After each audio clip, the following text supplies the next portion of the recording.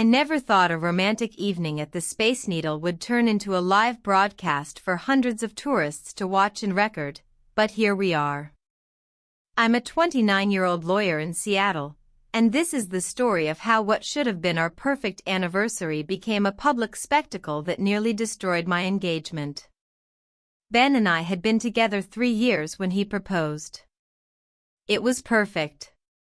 Intimate dinner at our favorite restaurant. Down on one knee. Beautiful ring. I said yes immediately. We'd been talking about marriage for months, so it wasn't a surprise exactly, but it still felt magical. We set a date. Started planning. Everything was going exactly right. 3 months after the engagement, we hit our actual anniversary. 6 years together if you count from our first date. Ben wanted to do something special. Something memorable. He'd always been romantic like that. Thoughtful. Planned elaborate dates. This time he said he had a surprise. Told me to dress nice. Picked me up at 7. We drove to Seattle Center. I figured we were going to a show or museum. But he steered us toward the Space Needle. I'd lived in Seattle 5 years and embarrassingly had never been up. Tourist trap, I always told myself. But Ben had bought tickets for the late evening slot. Said it would be less crowded. More romantic. Just us and the city lights. We took the elevator up. The observation deck was nearly empty. Maybe 10 other people scattered around the circular platform. The view was incredible. Seattle sprawled below us. Lights twinkling. Puget Sound dark in the distance. Mountains silhouetted against the sky. I understood why people came here. It really was spectacular. Ben bought us drinks from the small bar. Cider. We walked around the deck slowly. Stopped at different viewing windows. Talked about our favorite memories from the past 6 years. First date. First vacation. Moving in together. The proposal. All the moments that built our relationship. He seemed nervous. Kept checking his phone. I asked if he was okay. He said yes. Just wanted everything to be perfect. By 11 most of the other visitors had left. Just us and maybe 2 other couples. The deck felt private. Intimate. Like we had this amazing view to ourselves. I put my arms around Ben's waist. Rested my head on his chest. He held me close. We swayed slightly. He had music playing from his phone. Soft instrumental. Perfect for the moment. I looked up at him. He looked down at me. We kissed. Soft at first, then deeper. His hands in my hair. Mine on his back. We were lost in each other. In the romance of the moment. The city below. The stars above. Just the 2 of us. I felt completely happy. Completely in love. Completely safe.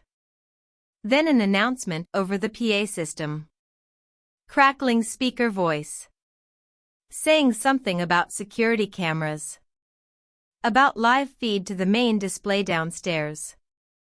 I didn't process it at first. Was too focused on Ben. On kissing him. On this perfect moment. But then I heard it.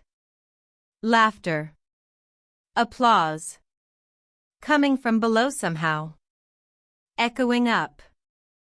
Ben and I pulled apart. Looked around confused. Then we saw them. Down through the glass floor panels. A crowd gathered around a huge screen in the main lobby. Looking up at us. Because we were on that screen. The security cameras weren't just recording. They were broadcasting. Live. To everyone downstairs. And we'd been kissing. More than kissing. Had gotten carried away in what we thought was privacy. My face went hot. My stomach dropped. Ben grabbed my hand. We walked quickly toward the elevator. Had to pass by more viewing windows. Could see the screen below getting bigger. Our images on it getting smaller as we moved away from the camera.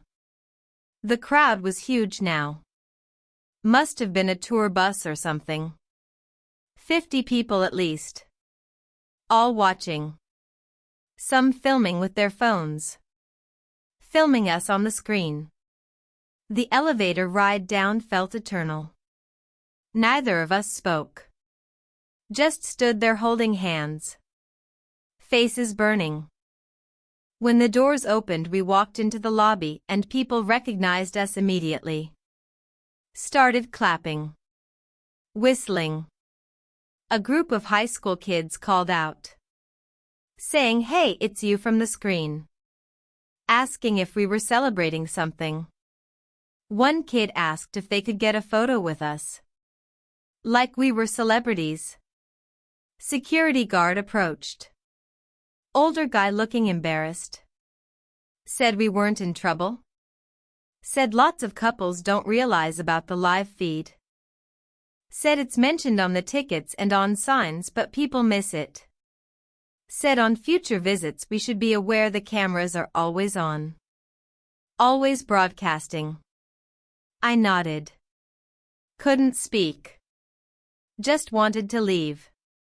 Wanted to disappear. We walked to the car in silence. Drove back to our apartment in silence.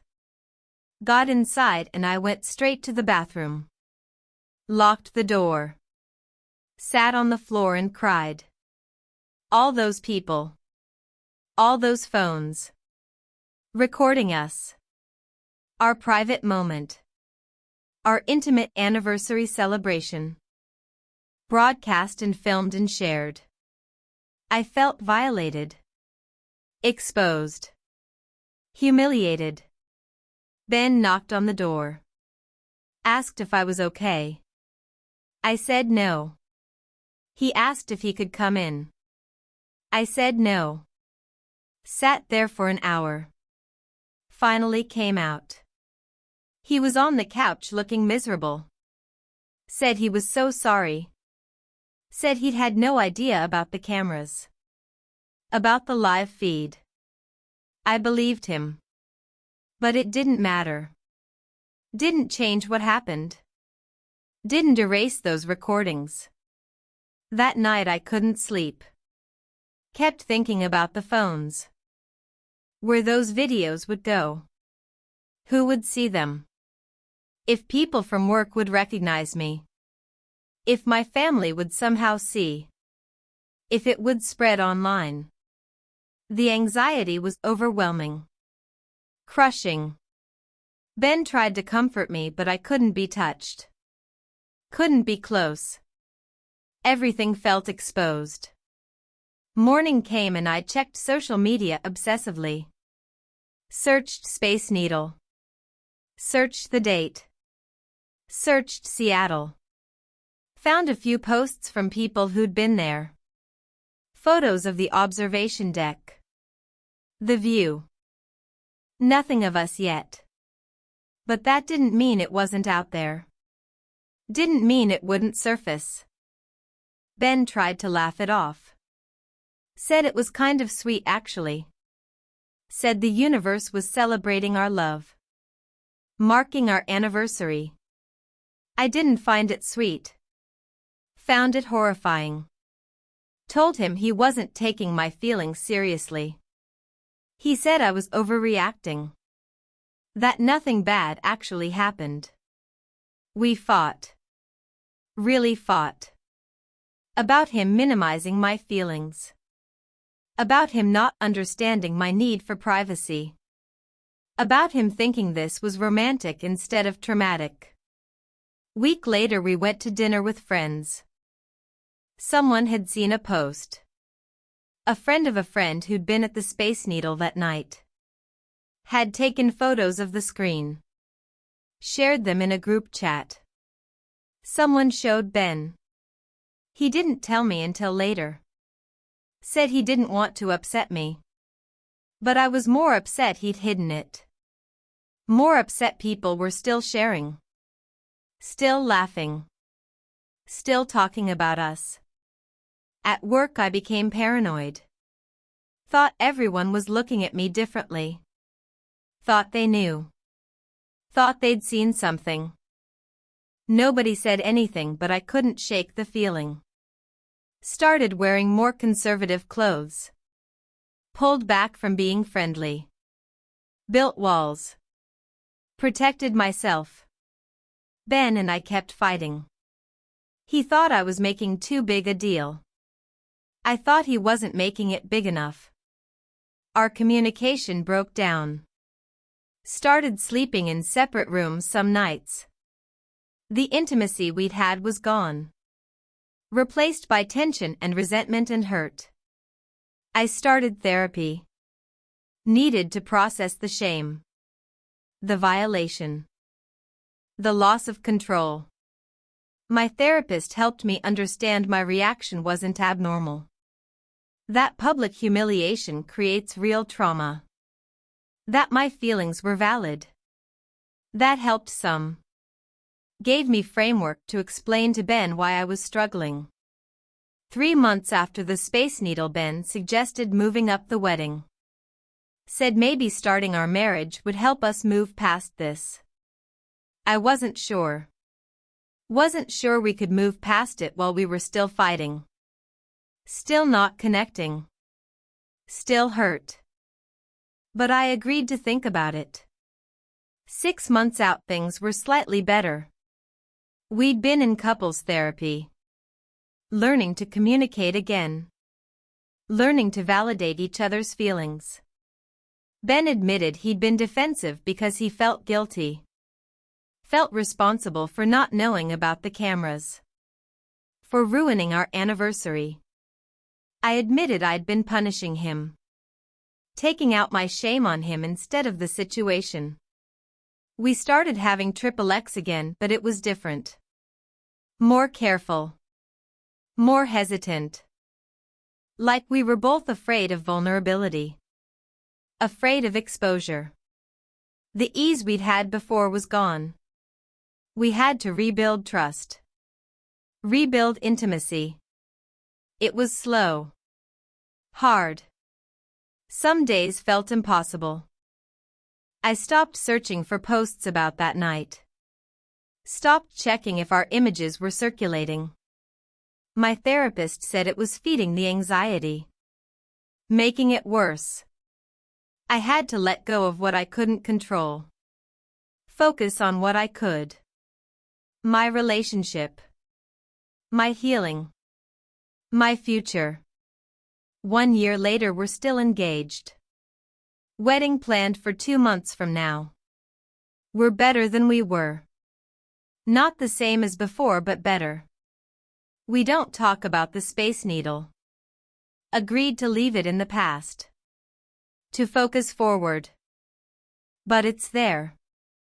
Between us. A scar that healed but left a mark. I'm different now. More aware. More cautious. Check for cameras everywhere. Public places make me anxious. I don't like being filmed. Don't like being watched. Protect my privacy fiercely. Some people say I'm paranoid. Maybe I am. But I earned that paranoia. Learned it from experience. Ben understands better now. Respects my boundaries. Doesn't push me to be spontaneous in public. Doesn't minimize my concerns. We've grown through this. Grown closer in some ways. The trauma forced us to really see each other. Really communicate. Really work. The wedding will be small. Private. No live streaming. No cameras except the photographer we vetted carefully. No surprises. No publicity. Just us and the people we trust. That feels right. Feels safe. Feels like what we need. Sometimes I wonder about those videos. If they're still out there. If someone will recognize me someday. Show me a clip from that night. I've prepared myself for that possibility.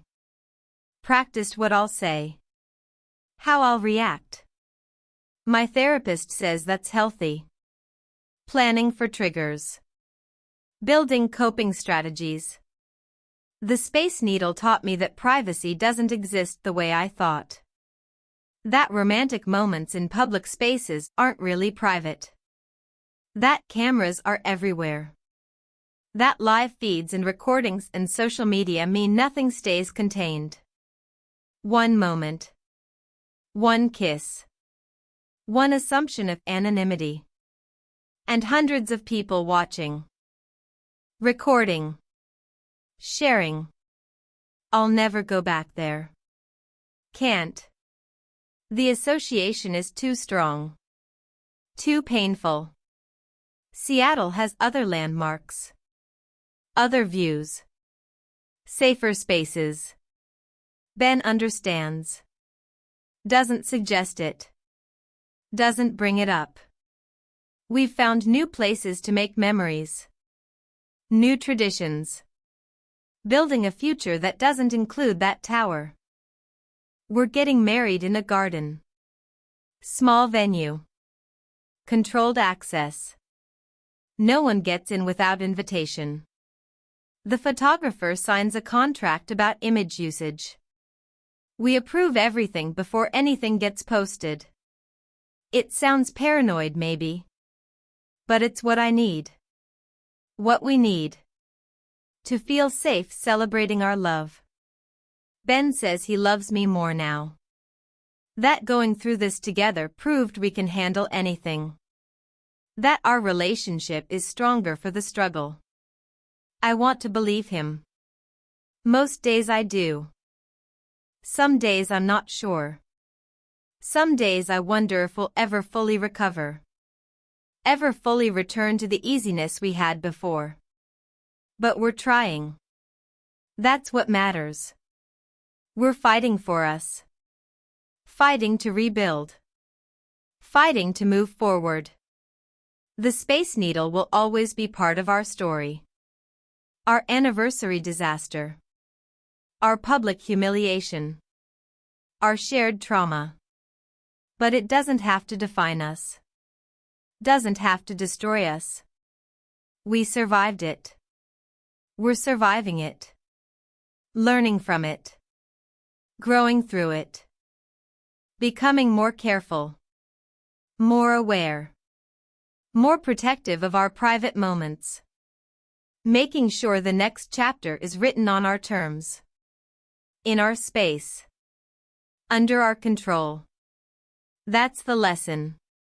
That's what cost 6 months of pain and therapy and fighting and healing to learn. Privacy is precious.